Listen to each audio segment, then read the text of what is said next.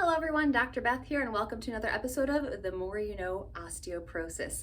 So this week we're going to discuss diet, and I'm really excited to share some great things with you. So I think most of us grew up thinking that we needed to drink milk or eat dairy products to get strong bones because we needed the calcium, right?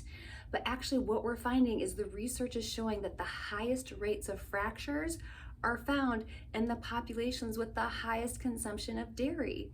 What is going on? And in addition, it's shown that the highest rates of dairy intake, these folks are also having the shortest lifespans.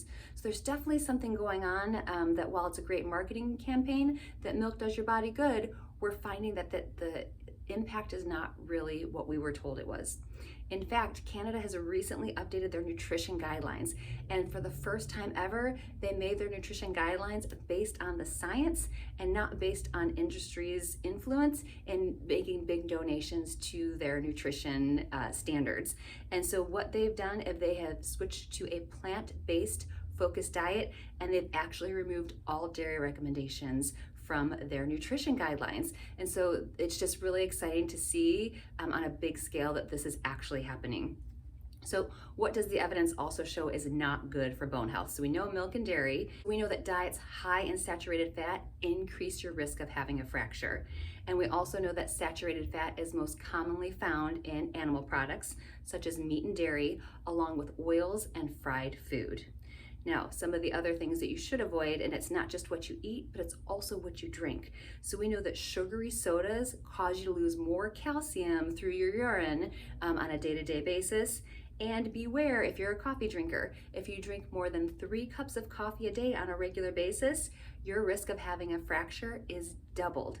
So it's not only what we're eating, but what we're drinking every single day that really plays a role in our bone health. So on the flip side, what are the good things for bone health? What should we have more of? So we know that we need calcium and vitamin D. Most of us have heard that, along with some good protein, in order to grow strong, healthy bones.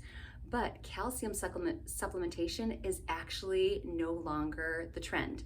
What they found is that folks that take a calcium supplement have a higher risk of heart attack or stroke because we get this huge dose of calcium in our bodies at once instead of little bits of calcium throughout the day in our diet, and it puts a lot of strain on our hearts.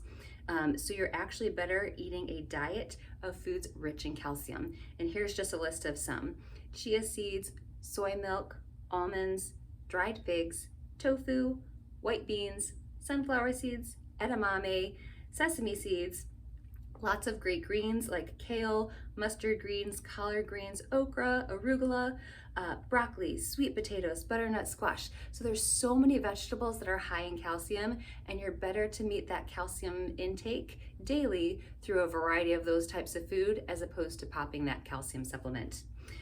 Now, we also know that we need vitamin D. So especially for those of us that live in areas of the country where we don't get sunlight year round, we really need that supplement. And Dr. Michael Greger recommends 2,000 units a day of vitamin D.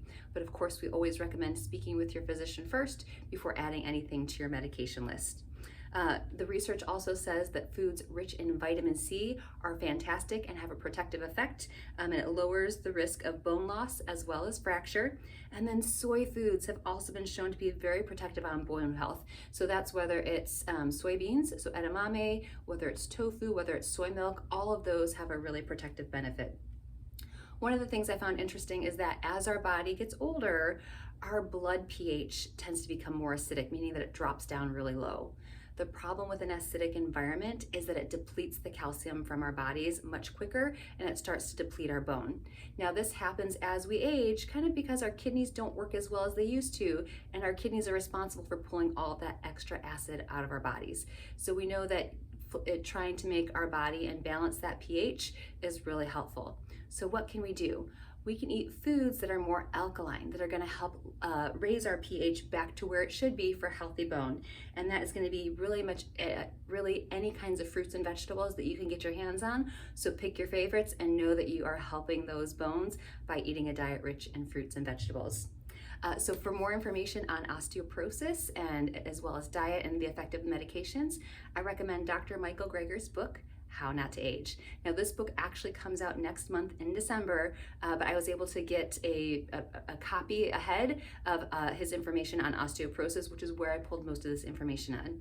If you're not really excited about reading the book, please think about joining us as we are hosting him on his book tour. So we've booked out the Sheldon Concert Hall on Tuesday, February 13th from 6 to 8 p.m. and Dr. Greger will be here himself to share with us the highlights from his book, How Not to Age. So more information about that will be posted, and we look forward to seeing you there.